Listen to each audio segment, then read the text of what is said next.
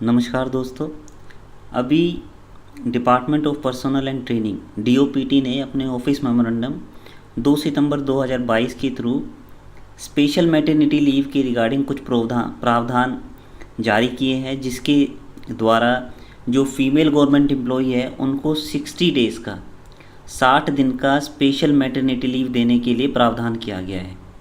ये 60 डेज़ का जो स्पेशल मैटरनिटी लीव है किन कंडीशंस में फीमेल गवर्नमेंट एम्प्लॉय को अवेलेबल होगा और किस तरीके से उसको अप्लाई किया जाएगा, वो सब हम इस वीडियो में देखेंगे।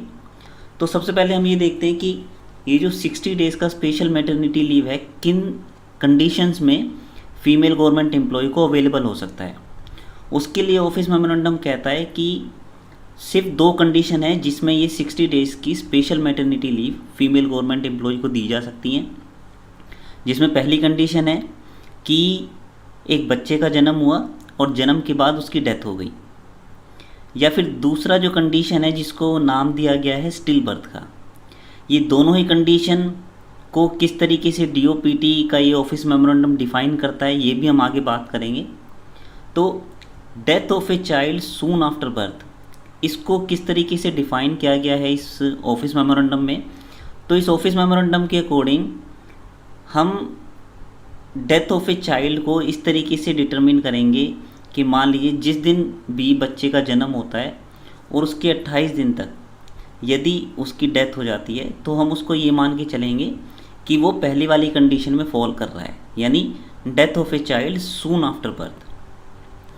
तो इस केस में मान लीजिए बच्चे के जन्म होने के 28 दिन तक यदि बच्चे की डेथ हो जाती है तो उस केस में जो फीमेल गवर्नमेंट एम्प्लॉई है वो 60 डेज़ की स्पेशल मैटरनिटी लीव की हकदार होंगी। और जो दूसरा केस है वो है स्टिल बर्थ का। एक्चुअली स्टिल बर्थ को क्या कहते हैं, WHO के अकॉर्डिंग स्टिल बर्थ वो एक कंडीशन है जिसमें 28 वीक्स का यानी रफली अराउंड 7 महीने के जेस्टेशन पीरियड के बाद डिलीवरी के टाइम या फिर डिलीवरी से पहले बच्चे की डेथ हो जाती है। उस केस को हम स्टिल बर्थ के नाम से बुलाते हैं।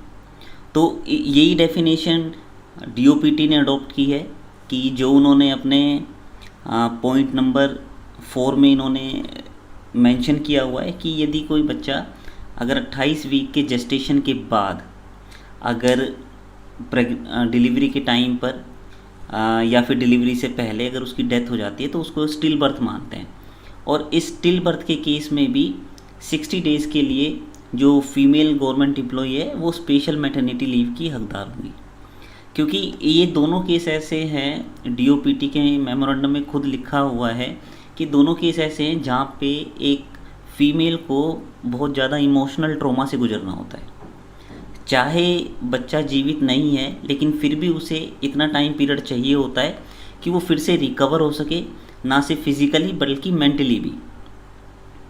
अब इसमें कुछ और कंडीशंस भी हैं जो गवर्नमेंट ने अपने ऑफिस मेमोरेंडम में डिफ़ाइन की हुई हैं। वो क्या है, मान लीजिए जैसा कि हमें पता है कि एक्सपेक्टेड डिलीवरी की डेट के अकॉर्डिंग कोई फीमेल गवर्नमेंट एम्प्लॉई अपनी डिलीवरी से पहले ही मैटरनिटी लीव पर जा सकती है।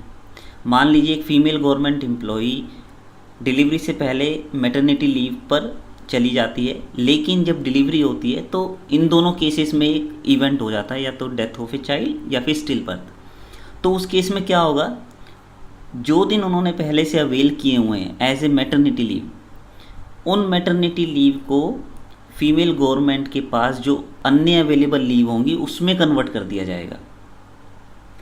और जो ये स्पेशल मैटरनिटी लीव है 60 डेज़ की, ये उस डेट से लागू होंगी जिस डेट पे दोनों इवेंट में से कोई भी इवेंट होता है। मान लीजिए 1 फरवरी को डिलीवरी होती है, बच्चे का जन्म होता है और 28 फरवरी को बच्चे की डेथ हो जाती है।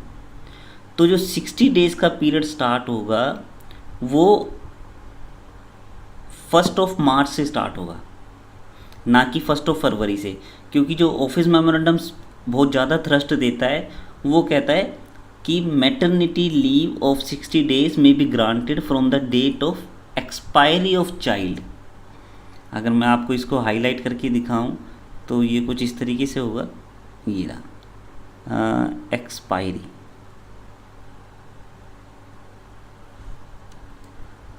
एक्सपायरी कहाँ पे, ये रहा। तो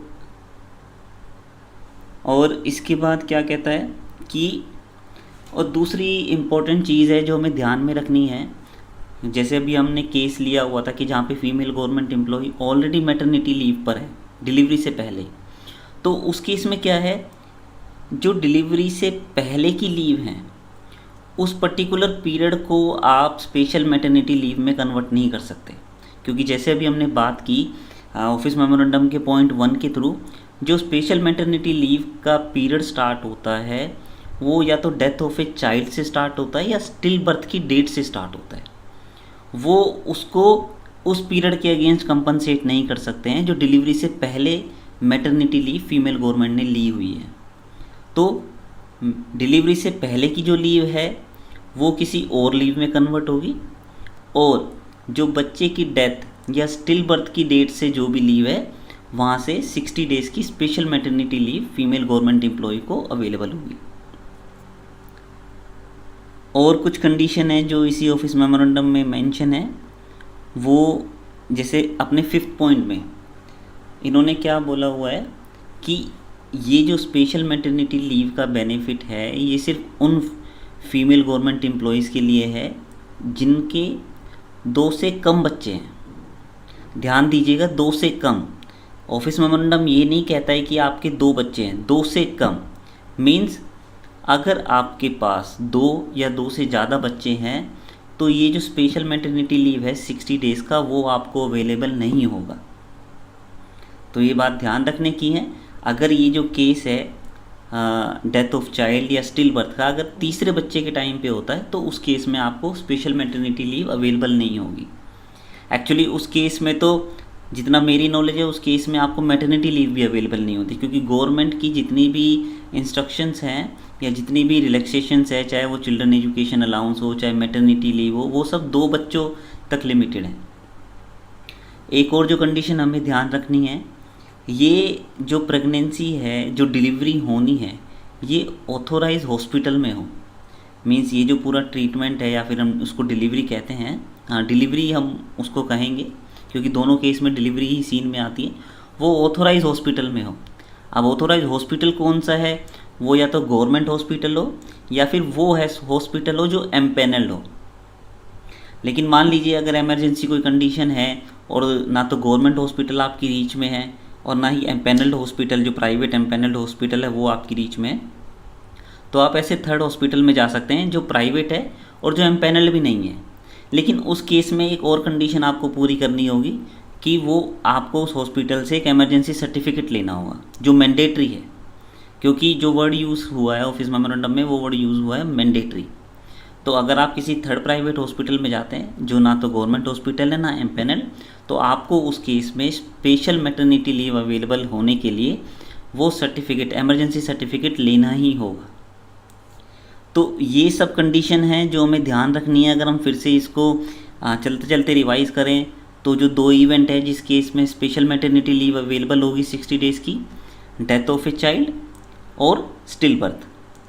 सेकेंड थिंग जो हमें ध्यान रखनी है, जो मैटरनिटी लीव डिलीवरी से पहले अवेलेबल हो चुकी है उसको आप स्पेशल मैटरनिटी लीव में कन्वर्ट नहीं कर सकते हैं, क्योंकि स्पेशल मैटरनिटी लीव का पीरियड डिलीवरी या तो डिलीवरी की डेट से स्टार्ट होगा या फिर जिस डेट पे बच्चे की डेथ हुई है उस डेट से स्टार्ट होगा। और एक पॉइंट जो है कि अगर आपके पहले से 2 बच्चे हैं या उससे ज़्यादा बच्चे तो आप स्पेशल मैटरनिटी लीव का बेनिफिट नहीं ले पाएंगे। तो इसी के साथ इस वीडियो को यहाँ पे ख़त्म करते हैं। आप अपना ध्यान रखिए, मिलते हैं फिर अगली वीडियो में। धन्यवाद।